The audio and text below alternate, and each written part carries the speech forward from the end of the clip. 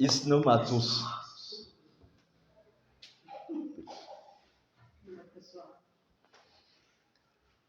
Merci beaucoup, chers amis. Bienvenue à cette séance, notre deuxième atelier dans Akwaba Metkingi en Côte d'Ivoire. Apparemment, les gens n'aiment pas trop la méditation, puisque nous voulons parler de la méditation et voilà le nombre.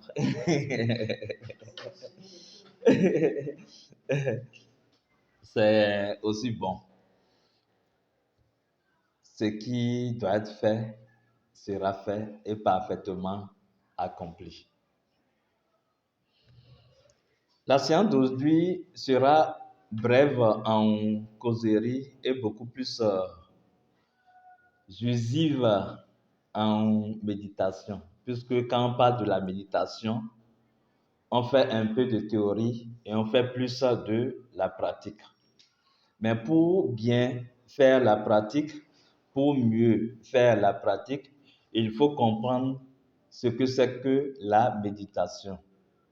Il faut comprendre comment méditer, savoir méditer, quels sont les comportements ou l'attitude à avoir pour une bonne méditation, pour rendre fluide sa méditation.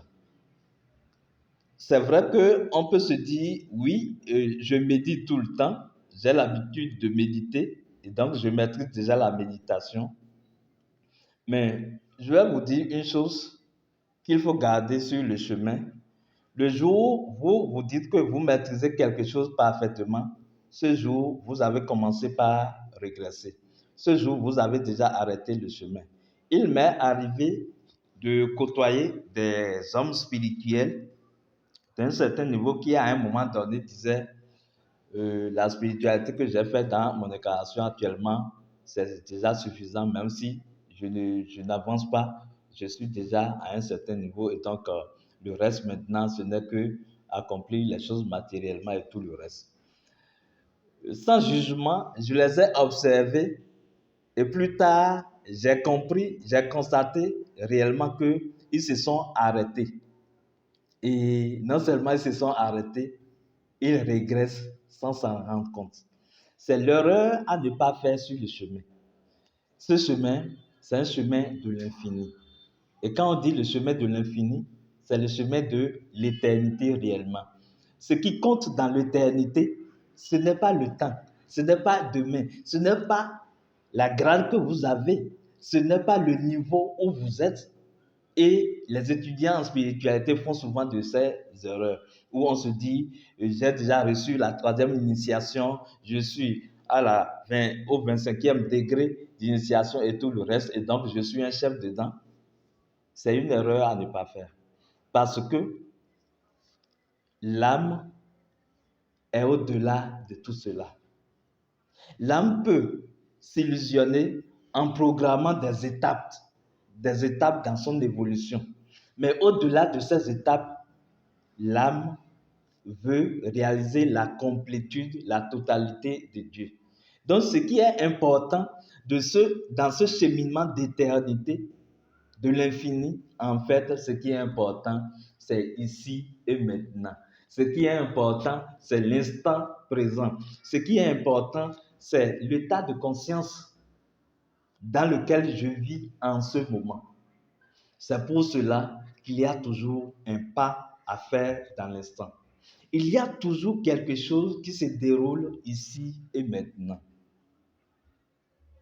Et pour vivre ce qui se déroule, il faut accepter que l'on ne connaît pas tout.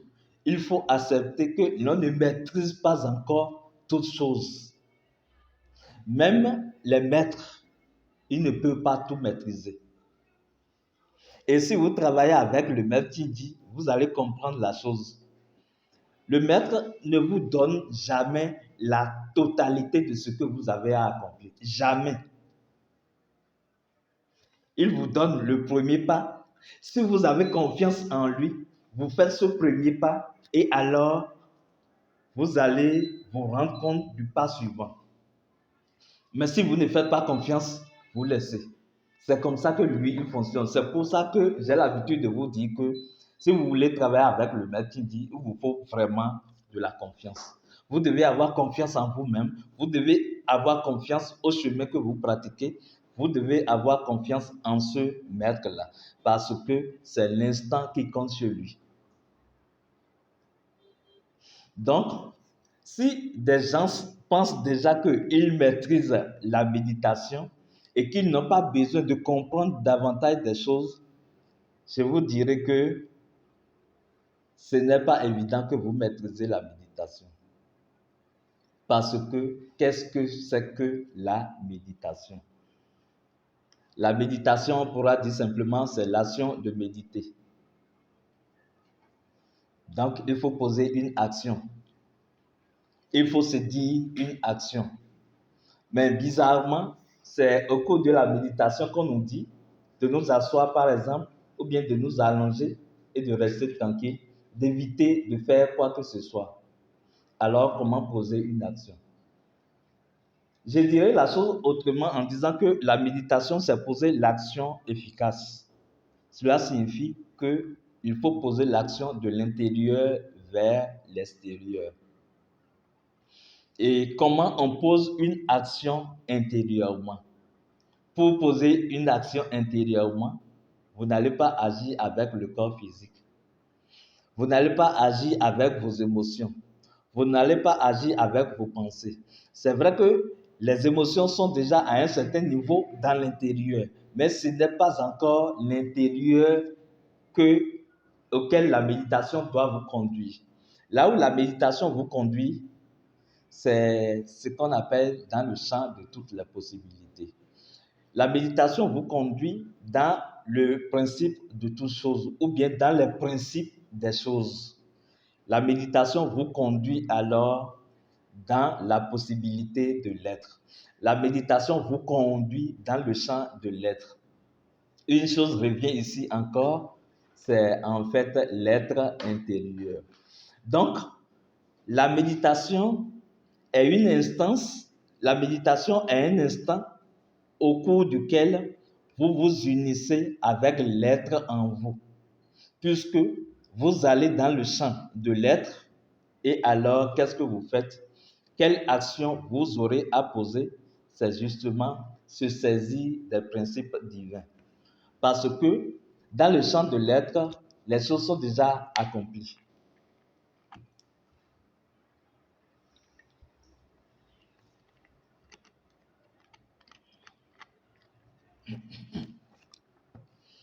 Dans le champ de l'être, les choses sont déjà parfaitement accomplies. C'est pour cela que vous n'aurez pas besoin de force, vous n'aurez pas besoin de votre force physique, vous n'aurez pas besoin de la force de vos émotions, vous n'aurez pas besoin de la force de votre mental. Ça m'étonne souvent quand je vois des gens méditer, prier ou faire des rituels qui se basent sur la force du mental, où on demande d'imaginer. C'est vrai que l'imagination est très intéressante dans la méditation, mais l'imagination est un niveau qui ne vous conduit pas vraiment dans la vérité de l'être. Parce que quand vous imaginez, c'est comme si vous produisez une image que vous venez coller à la vérité des choses. La vérité se trouve dans le principe. C'est pour cela que dans la communauté de la lumière flamboyante, nous disons que vous n'avez pas besoin d'imaginer avant de méditer efficacement. Pour méditer efficacement, il faut comprendre alors le principe de la méditation. Le principe de la méditation, c'est quoi? C'est exercer le pouvoir divin. Alors, cela sous-entend quoi? Ceci sous-entend que la méditation ne vous accorde pas un pouvoir. C'est pour cela que quand vous faites un rituel pour avoir quelque chose, par exemple, vous n'êtes pas dans le plan de la méditation réellement. Quand vous méditez pour réaliser quelque chose physiquement, vous n'êtes pas dans la méditation en fait. Vous n'êtes pas dans le principe ou même le secret qui fait réussir la méditation. Parce que là, vous voulez avoir un pouvoir de gérer des choses avec la méditation. C'est une erreur à éviter. Quand on fait la méditation, c'est exercer le pouvoir qui est déjà ici et maintenant. La vie sera beaucoup plus facile et simple ainsi. Votre chemin initiatique sera beaucoup plus facile et aisé ainsi. Votre méditation sera beaucoup plus fluide ainsi quand vous savez que vous n'allez pas en méditation pour avoir le pouvoir. Mais vous avez déjà le tout pouvoir. Vous avez déjà le pouvoir de l'être. Vous avez déjà l'être à votre disposition 24 heures sur 24. Et donc, la méditation vous permet d'exercer alors ce pouvoir divin. Et alors, cela va faire appel à quoi? Au mode opératoire dans l'exercice du pouvoir divin. Comment exercer le pouvoir divin? Pour exercer le pouvoir divin, il faut se laisser à la disposition du pouvoir divin. C'est en cela qu'on dira que le mode opératoire est assieds-toi, reste tranquille et fais. C'est en 3 étapes et ces 3 étapes sont importantes. On peut croire que assieds-toi dont on parle, c'est de s'asseoir sur une chaise. Mais non, ce n'est pas ça. Assieds-toi fait appel à un positionnement. Tu dois retrouver ta position. Parce que si tu ne te rappelles pas que tu es présent, alors tu ne peux pas agir efficacement. C'est celui qui est présent dans un milieu qui peut se rendre compte de tout ce qui se déroule dans cet espace. Vous voulez méditer, la première des choses, c'est de reconnaître votre présence, de savoir que vous êtes ici et maintenant, de savoir que vous êtes présent. C'est en cela qu'on vous demandera alors de porter votre attention sur votre corps, sur votre respiration, la présence de la vie, la présence et tout le reste. Tout ça pour vous conduire à prendre conscience de votre présence parce que le pouvoir divin se déclenche à partir de cet instant où vous reconnaissez votre présence. Et vous pourrez dire, je suis présent ici et maintenant. Ça commence par là. À chaque fois que vous dites que vous êtes présent ici et maintenant, vous plongez directement dans la présence de l'être. Parce que c'est clairement établi, hein, l'âme est la preuve de la présence de l'être intérieur. L'âme est la présence de Dieu. Si vous êtes présent, c'est qu'une chose est sûre, votre âme est présente. Et si l'âme est présente, c'est que Dieu en vous est présent. Vous voyez ce que ça fait, cette compréhension des choses?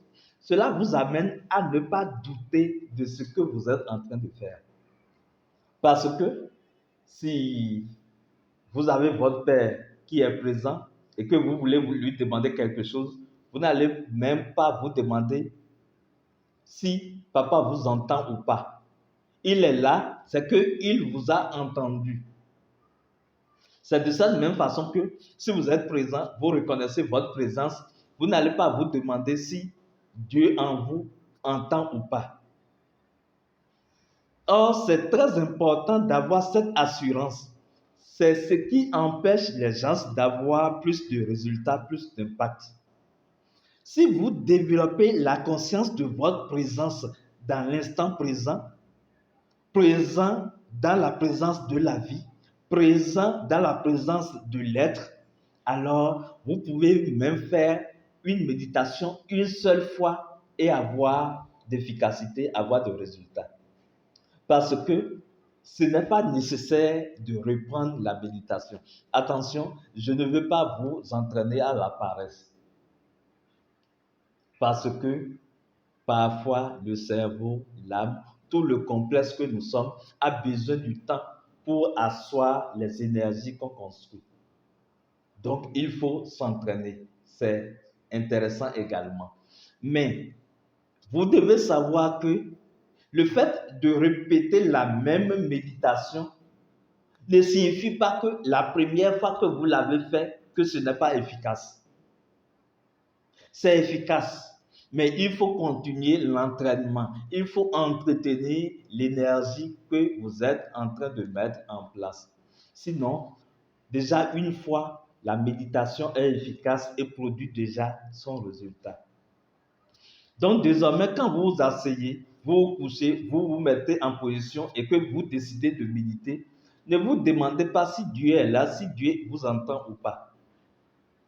Je vous dirai son secret, c'est qu'il n'a pas le choix. Dieu n'a pas le choix que d'être ici et maintenant avec vous. Le maître intérieur n'a pas d'autre choix. Il est obligé d'être présent avec vous et de vous écouter. C'est une obligation pour lui. Et quand vous comprenez ça, vous êtes à l'aise, vous déchargez tout ce que vous avez à dire et vous êtes confiant en vous que vous avez une force suprême qui a pris en charge vos doléances. Donc la première des choses, c'est de ressentir sa présence, de conscientiser sa présence, de rester dans cette présence-là. Si même vous pouvez rester dans cette présence, je vous dirais même de ne pas demander quoi que ce soit. Parce que qu'est-ce que vous avez à demander à l'être? Qu'est-ce que vous avez à demander à la totalité du tout? Rien. La totalité se suffit à lui-même. Tout ce que vous avez à faire, c'est de vous ressentir dans la présence de la totalité. Vous portez votre attention sur le principe et puis le principe se déroule. Parce que notre conscience a cette magie-là de faire dérouler les choses de l'intérieur vers l'extérieur. On porte l'attention là-dessus, encore et encore, la chose se met en mouvement et le processus se déroule. Avec de l'entraînement, on reste dans cette énergie et ça se manifeste finalement à soi.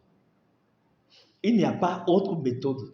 C'est l'unique méthode. Et c'est cette même méthode que les gens essaient de transformer ou bien de réadapter au système de développement personnel ou de coaching et autres. On vous dira de faire la reprogrammation, de faire la visualisation et tout. Mais en fait, ça vous conduit à vous saisir du principe des choses. Vous voulez de l'argent, par exemple, portez votre attention sur le principe de la prospérité. Et vous allez me demander comment on peut porter son attention sur le principe de la prospérité. Je vais vous répondre simplement en sachant tout juste que pour l'être, la prospérité est déjà un fait. La prospérité n'est pas une idée, ce n'est pas un principe pour l'être. Ce n'est pas parce qu'on vous dit de vous approprier d'un principe que vous allez dire que c'est principe et donc ce n'est pas manifeste, ce n'est pas tangible, ce n'est pas réel. Le principe pour le principe est déjà une réalité, un fait. Quand vous rentrez dans la dimension de l'être, rien ne manque à l'être. C'est d'ailleurs pour cela que l'expression la plus appropriée pour désigner l'être, c'est « je suis ». Je suis avec 3 points de suspension. Ça donne alors à l'être la possibilité de s'identifier à toute réalité. Je suis cette eau, je suis de l'argent, je suis la prospérité, je suis la possibilité, je suis. Est-ce que ça, ce n'est pas déjà une preuve de l'abondance, de l'enrichissement? Et donc, pour se focaliser sur le principe de la prospérité, il faut savoir que rien ne manque à votre être intérieur. Or, vous décidez de faire la méditation pour vous conduire dans ce champ de l'être intérieur. Donc, à partir de cet instant où vous êtes en méditation, ce n'est plus la peine de demander quelque chose.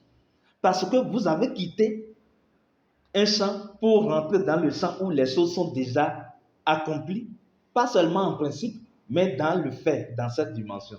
Donc, vous vivez alors cet instant. Je reviens alors sur le premier aspect du mécanisme qui est assieds-toi.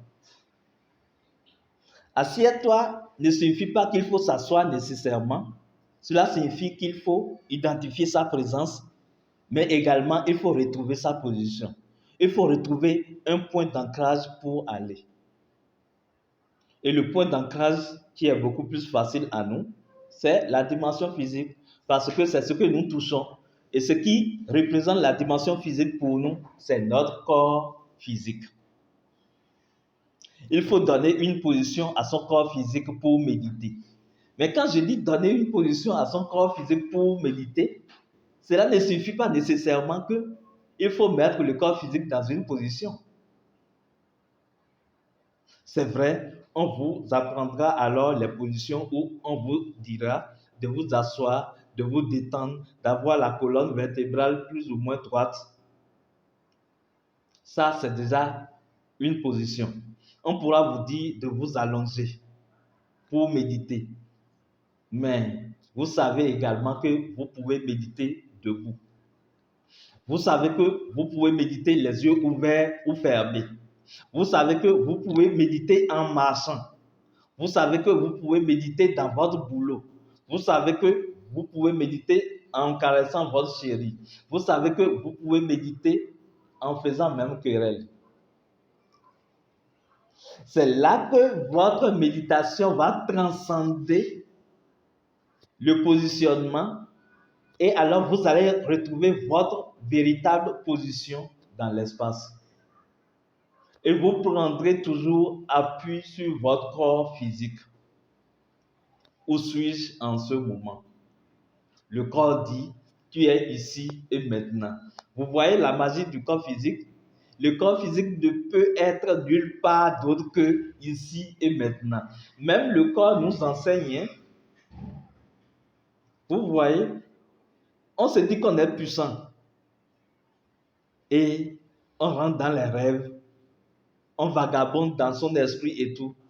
Alors que le corps est toujours ici et maintenant. Le corps nous enseigne qu'il faut être toujours positionné dans la puissance de la vie pour agir efficacement.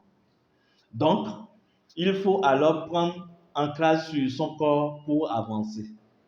Il y a des gens qui ont voulu faire le voyage hors du corps et qui ne prennent pas soin de leur corps physique.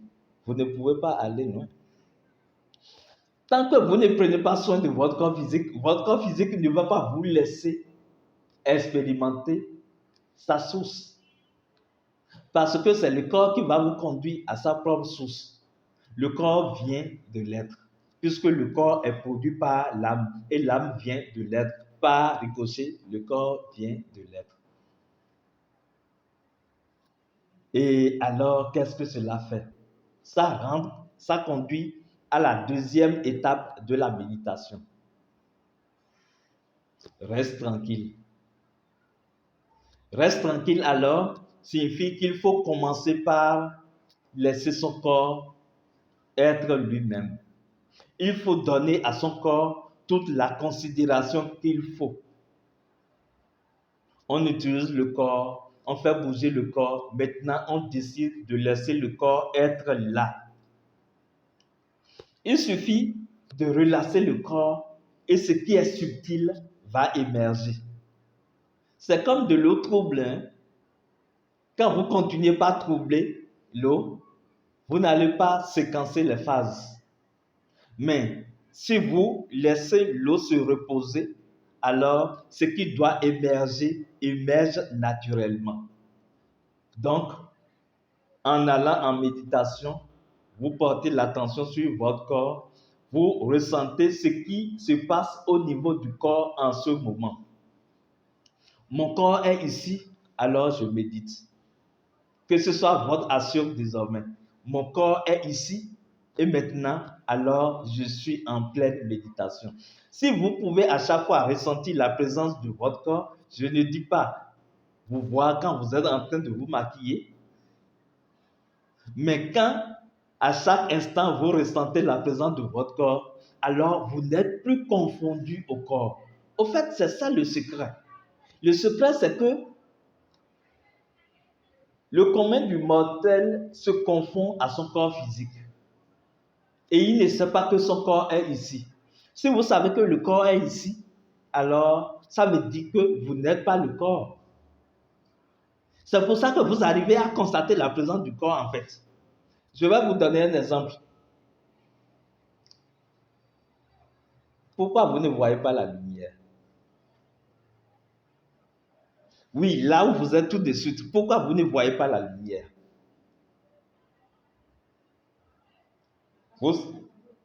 Parce que ce n'est même pas ça. C'est parce que vous êtes lumière. Vous êtes lumière, c'est pour cela que vous ne voyez pas la lumière.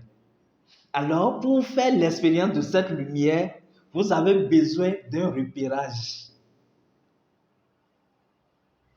C'est comme si vous demandez l'eau à l'eau, si c'est qu'il est eau. Il sait. Mais demandez à l'eau, ou bien au poisson, s'il voit l'eau, il va vous demander l'eau est où. Et pourtant, il est dans l'eau. Si vous ne voyez pas la lumière, c'est justement parce que vous êtes lumière. Avec quel œil alors vous allez voir la lumière?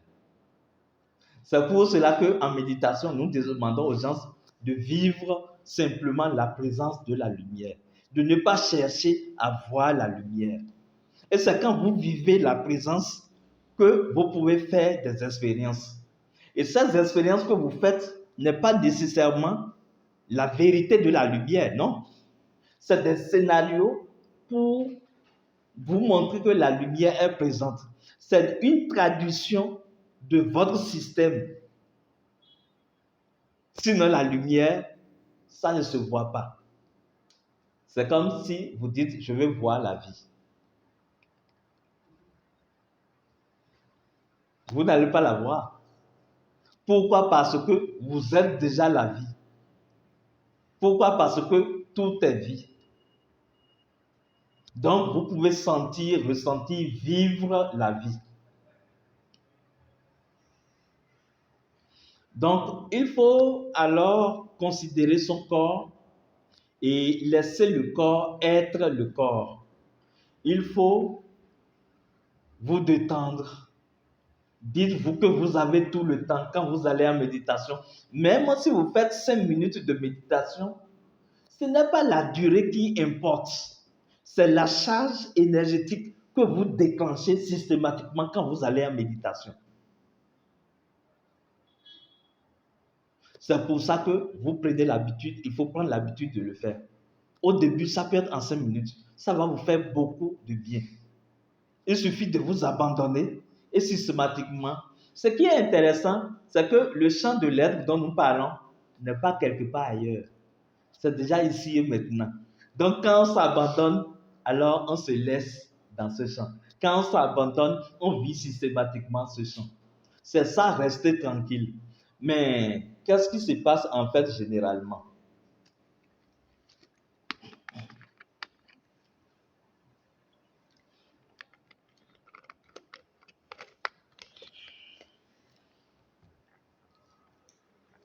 Ce qui se passe souvent, c'est que on n'a pas habitué son corps à rester tranquille. On n'a pas habitué le corps à être en paix.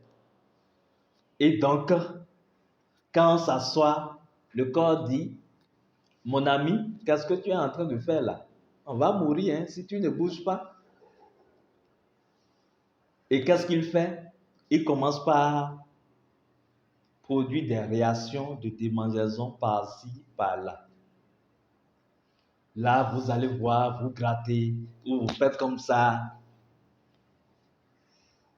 Le corps aime les grimaces parce que le corps aime la vie. Le corps adore vivre. Donc, quand vous restez tranquille, le corps dit, par la mémoire de la mort que le corps a déjà connue une fois, puisque le corps, vous l'avez transposé même à travers les incarnations. Je vais parler de l'énergie du corps. Cette mémoire se trouve au niveau du corps. Donc, quand vous restez tranquille, le corps dit, attention, pourquoi on va mourir maintenant? La vie est douce, non? Et il commence par produire des démangeaisons pour vous obliger à rester avec lui. Le corps vous adore, le corps vous aime. Et c'est par amour que le corps fait tout ça. C'est à vous de dire à votre corps, mon ami, calme-toi. Ce que nous avons décidé de faire, c'est pour mieux vivre, c'est pour bien vivre, c'est pour beaucoup plus de joie. Donc, il faut apprendre à converser avec son corps, rassurer le corps, apaiser le corps. Et progressivement, vous allez constater que quand vous rentrez en méditation, le corps comprend alors la nouvelle donne et le corps vous laisse aller. C'est pour cela que vous devez faire de la méditation une habitude. Vous allez utiliser le secret de la routine pour créer de nouvelles données au niveau du corps. Vous savez, quand vous faites ça, à un moment donné, le corps va vous conduire à méditer. C'est comme ça. C'est en cela que la matière est très intéressante. Habituer la matière à faire quelque chose, la matière va vous amener à faire la chose. Exemple, mettez une chaise quelque part dans votre chambre et dites ça, c'est la chaise de la méditation. Je vais m'asseoir là-dessus pour méditer simplement. À des moments donnés, sans même vouloir méditer, vous allez vous retrouver assis sur cette chaise. Et vous allez vous dire, bon, quand est-ce que je suis venu ici? Bon, je vais faire quelques secondes de concentration alors. C'est une programmation que vous établissez. Comme ça vous arrange, tant mieux. Vous voyez? Et quand vous gérez le corps, il y a un autre singe qui surgit. Ce sont les émotions. Et là, c'est un peu plus compliqué. Parce que le corps est physique, vous pouvez le gérer un peu plus facilement. Mais les émotions, au début, on ne se rend même pas compte des émotions. On ne sait même pas qu'on a des émotions. C'est quand vous allez en méditation maintenant que tout ça là revient. Donc la méditation vous permet déjà de voir, de sonder votre dimension, de voir quelles sont les émotions qui vous animent souvent. Vous allez constater souvent que quand vous allez en méditation, vous ressentez des choses. Qu'est-ce que vous avez à faire? Vous n'avez pas à lutter contre les émotions. Non. Le fait de ressentir déjà les émotions est déjà un état méditatif. C'est déjà que vous vous dissociez du champ des émotions, c'est-à-dire de la dimension qui produit les émotions, et alors vous pouvez travailler cette dimension. Vous ressentez vos émotions, acceptez les émotions. La même chose sera faite avec les pensées. Et pour les pensées, n'en parlons pas. Ça vient fla, fla, fla, fla, fla. Et souvent, ça réchauffe la tête. Et en tant que débutant, qu'est-ce qu'on fait? Non, je ne vais pas penser à ça. Je ne vais pas penser à ça. Je ne vais pas. Plus vous dites que vous n'allez pas penser à ceci, mieux l'image va s'ancrer en vous. C'est pour cela que quand on vous demande de rester tranquille, c'est en fait, vous n'avez pas à lutter. Quand vous luttez, vous restez dans cette dimension, vous n'allez pas plus loin. Mais quand vous abandonnez toute lutte, alors votre ego va lâcher prise. Et qu'est-ce que vous allez faire? Vous allez constater tout ce qui se passe en vous. Vous savez, les gens ne constatent pas généralement ce qui se passe en eux. Non, généralement pas. Oui, vous allez constater que c'est difficile pour vous sur le chemin. À des moments donnés, vous constatez des choses qui se passent en vous. Et parfois, ça vous dérange. Je vous le dis que cela ne vous dérange pas. C'est agréable de constater. Remerciez le ciel quand vous constatez tout ce qui se déroule en vous parce que les gens généralement ne constatent même pas. Quand vous dites à un fou qu'il est fou, il va vous dire, tu es con, moi je ne suis pas fou. Le fou ne sait pas qu'il est fou. Donc si un fou arrive à savoir qu'il est fou, alors il n'est plus fou. Hein? C'est pour cela quand vous constatez vos émotions, vous constatez vos pensées, alors je vous rassure, vous êtes sur le chemin. N'abandonnez pas, ne vous jugez pas, ne vous voyez pas, j'ai ceci comme défaut, j'ai telle émotion qui revient. Non. Quand vous jugez là, vous n'avancez pas. Mais quand vous constatez, vous savez, les émotions n'aiment pas qu'on les constate. C'est comme de petits souris ou rats dans votre chambre. Quand vous allumez, alors les souris fuient. Il en est de même pour les émotions ou les pensées que vous ne voulez pas nourrir. Il suffit de constater et il commence progressivement par s'apaiser. Il commence par fuir et chacun prend sa place. Tout ce que vous avez à faire en méditation, c'est de constater tout cela en vous. Et quand vous constatez, vous utilisez un élément très important pour avoir de l'énergie, c'est la respiration. C'est pour cela que vous devez apprendre à respirer. La respiration fait du bien, non pas seulement à votre corps, mais la respiration permet également de purifier votre système énergétique, de purifier vos deux cerveaux. Et alors, vous avez de l'énergie pour compenser l'énergie dépensée par les pensées, puisque les pensées absorbent assez d'énergie. Et qu'est-ce que vous faites? Vous respirez et vous vous sentez libéré, vous vous sentez beaucoup plus en paix, vous vous sentez énergétisé et l'âme prend de cette énergie de votre respiration pour dérouler la méditation. Alors là, vous rentrez dans la troisième phase où vous allez vous focaliser sur un principe. Mais là, c'est toujours une action de ping-pong qui se fait. Tantôt vous êtes sur le principe, tantôt les pensées vous appellent encore. Quand vous constatez, ne luttez pas, retournez sur ce que vous voulez faire. Donc voilà le schéma de la méditation qu'il faut toujours observer. À chaque fois que vous voulez méditer, ça revient toujours. Mais quand vous prenez l'habitude, vous n'allez plus constater ces états séparés. Vous allez voir que la chose devient fluide. À chaque fois que vous vous asseyez, paf, vous rentrez dans un autre état. Et parfois, il faut vraiment du temps pour vous rappeler, pour que vous reveniez ici. Et ça fait du bien. Quand vous le faites souvent, vous allez changer, vous allez vous transformer et vous allez vous dire merci. Progressivement, on ne voit pas le travail qui est en train d'être fait. Parfois même, c'est les autres autour de vous qui constatent. Et c'est ça qui vous amène vous-même à constater. Et vous dites, quand même, j'ai fait du chemin. Hein. Je me sens vivre mieux. Je sens désormais que ça va mieux.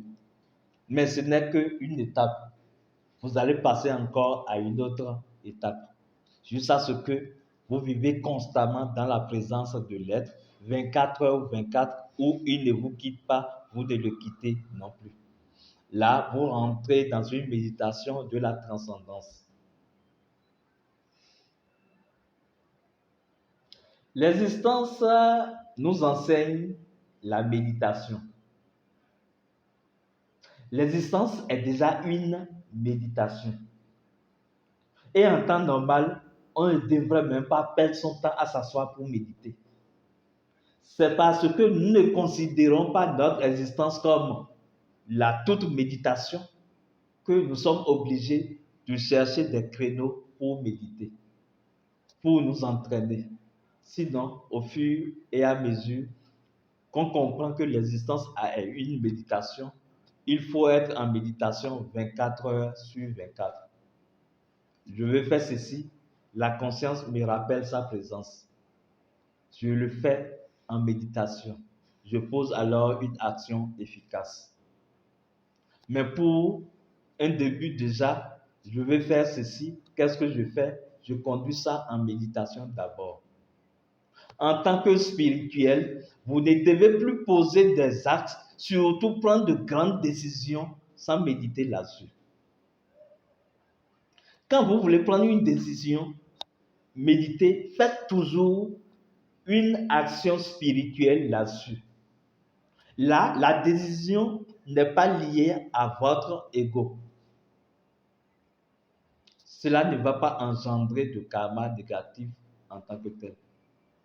Quand vous décidez en conduisant en méditation, en soumettant ça à la force de la vie, à la lumière, à l'être intérieur.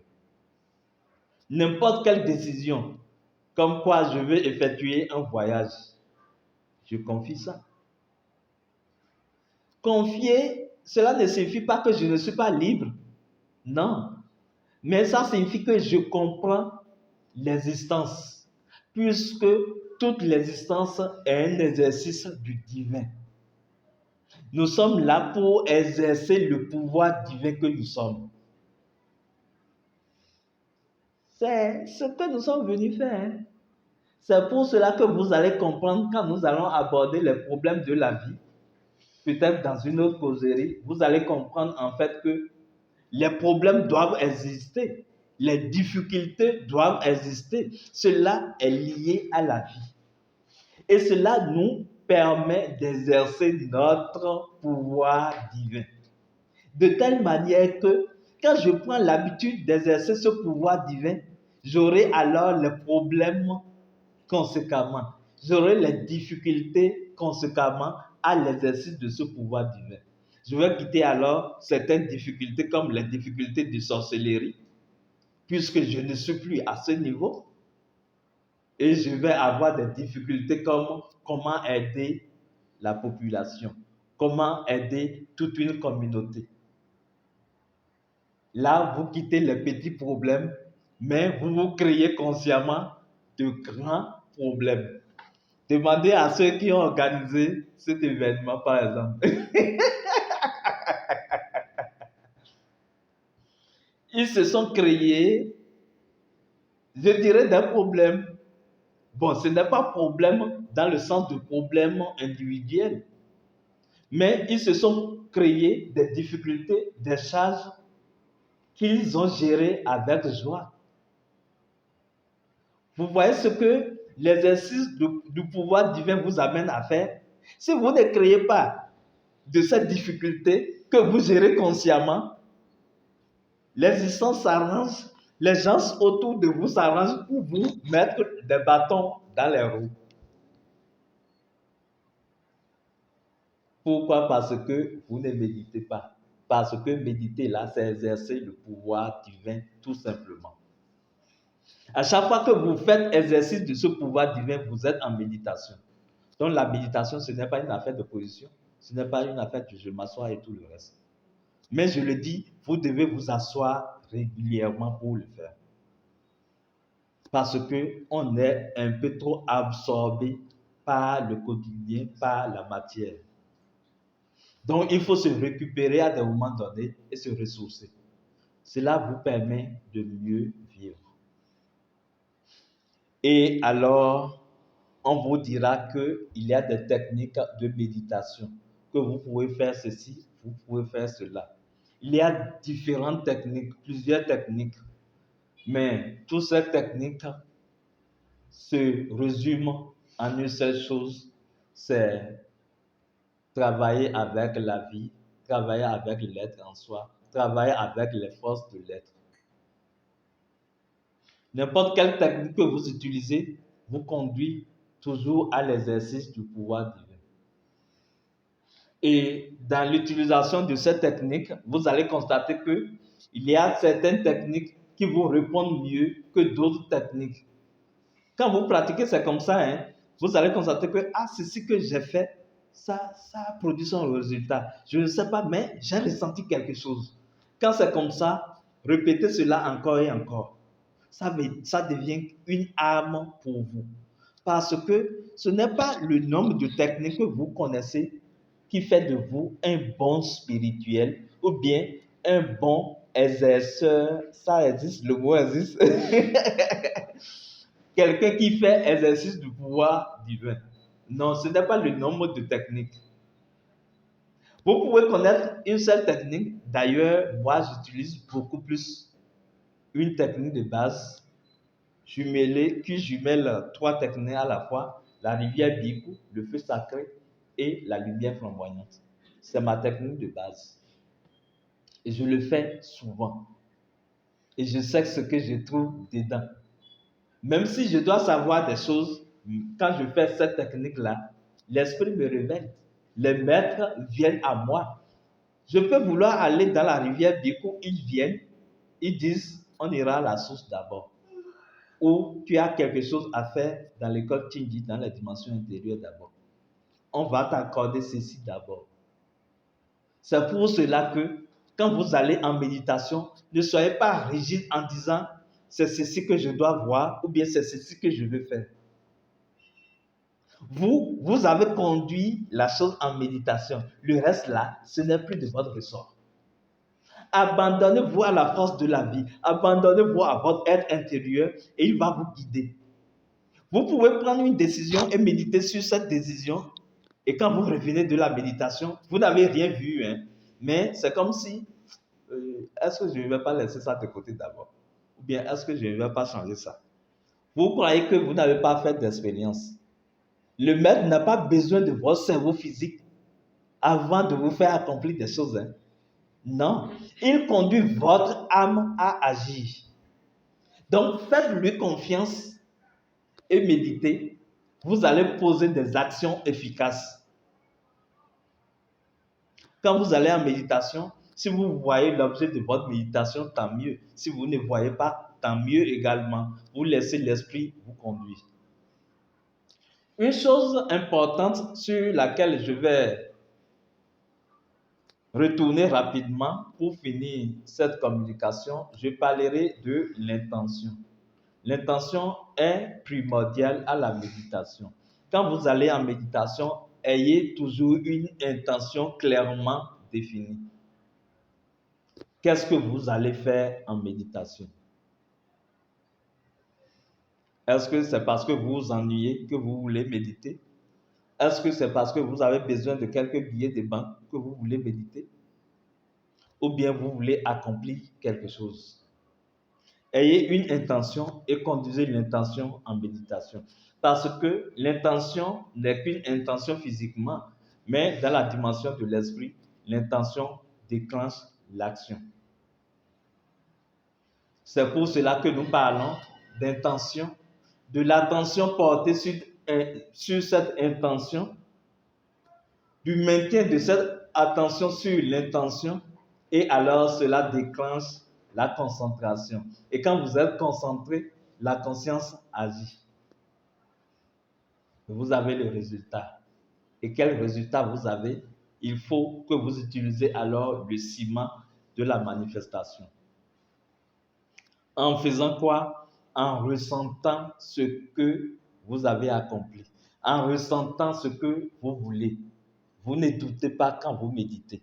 Parce que si vous m'avez suivi jusque-là, vous comprenez alors que votre méditation ne manque d'aucune insuffisance. À chaque fois que vous méditez, vous créez la réalité de votre intention. Rien à faire. Tout ce qui vous reste, c'est de vivre, de ressentir l'objet de votre méditation. Je travaille sur la prospérité, par exemple. Je ressens que je ne suis plus dans le besoin. Je ressens, au fait, vous voulez 10 milliards? Oui. Alors, si vous avez 10 milliards, comment vous allez vous ressentir? Je ne dis pas si vous avez 10 milliards, ce que vous allez acheter. Comment vous allez vous ressentir? Ce qui est agréable dans la vie, c'est que ce comment-là, vous pouvez déjà décider de le ressentir ici et maintenant. Jouez votre mental. Ne prenez pas le mental au sérieux, sinon le mental va vous piéger. Mais quand vous jouez avec lui, vous allez vivre le résultat de l'accomplissement de ce que vous voulez. Et ce que ça fait, c'est que le fait de ressentir la chose met en mouvement la fluidité énergétique de l'akasha. Cela met en mouvement la matrice universelle. Et la matrice se remodèle pour manifester. Ce sera toujours comme ça. Seulement que nous prenons l'habitude de déconstruire encore à chaque fois ce que nous avons créé. C'est toujours comme ça. Quand je fais une méditation sur la prospérité et que mon ami me demande Soleil, est-ce que je peux avoir 1 million chez toi tout de suite? J'ai quelque chose à faire. Quelle doit être ma réaction? Si en même temps je souffre du manque, alors j'ai déconstruit ce que je viens de créer. Si je dis même je n'en ai pas, j'ai quand même déconstruit ce que j'ai créé. Il faut être stratégique avec le mental. Même si vous devez dire à l'autre, je n'ai pas cette somme avec moi, ça ne suffit pas que je n'en ai pas. Je n'ai pas ça en poche maintenant. Moi, je dis souvent, je n'ai pas de liquidité avec moi. Comme si j'avais ça en banque.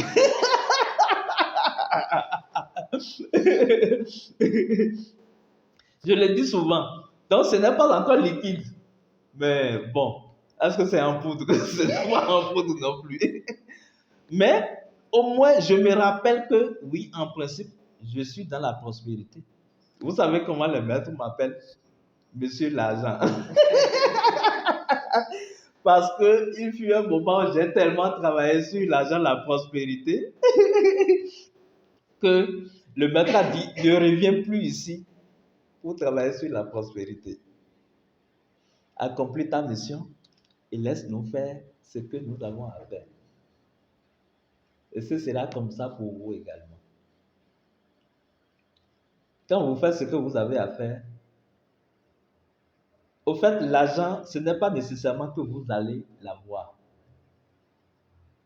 Mais si vous devez accomplir des choses, la vie va vous accompagner à l'accomplir efficacement. Je ne vous demande pas de demander de l'argent, il faut demander. Parce que il y a une chose, vous ne devez pas vous cacher à votre être intérieur. Vous devez rentrer dans son intimité et ouvrir également votre intimité. Vous dites, Père, tu sais, je ne peux pas te cacher ça. Hein. Ce que moi je veux là, c'est ça là. Je sais que vous, dans votre dimension, vous percevez les choses autrement. Mais voilà, avec ma petite mentalité, c'est ce que je pense. Maintenant, qu'est-ce que toi tu penses? Bon, que ta volonté soit parfaitement accomplie pour ma joie. Pour ma joie, que ta volonté soit parfaitement accomplie, ça résume déjà tout. Et c'est ça qu'il vous faut. Voilà Soleil 4320, ce que j'ai à partager avec vous dans cette communication. Nous allons maintenant passer à la méditation si vous voulez bien.